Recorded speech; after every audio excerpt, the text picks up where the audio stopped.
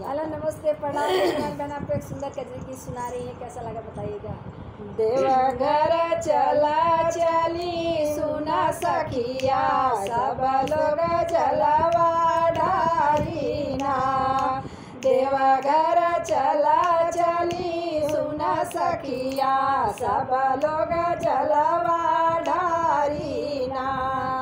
सब लोग जलवा ढारीना, सब लोग जलवा ढारीना।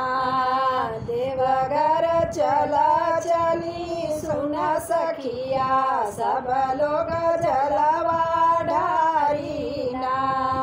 देवघर चला चली सुना सखिया, सब लोग जलवा ढारीना। लागई कुछ नहीं सुना हो सखिया, लागई कुछ नहीं सुना हो सखिया। बेलवा भैया धतुरवा, बेलवा पतैया भांग धतुरवा। देवघर चला चली सुना सखिया, सब लोग जलवा चढ़ारीना।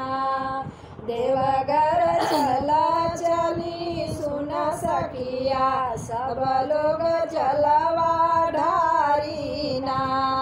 सावन सोमार कह मोरी सखिया, सावन सोमार भूख मोरी सखिया। मिली है बेला सजनवाना, बेला सजनवाना। देवघर चला चली सुना सखिया, सब मिल जलवा ढारीना।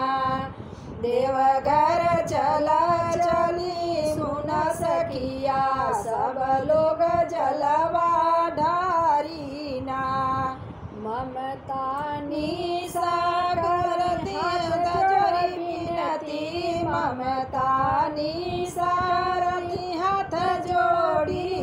दूर कर सब संकटवाना, देवघर चला चली सुना सखिया, सब लोग जलवा ढारीना।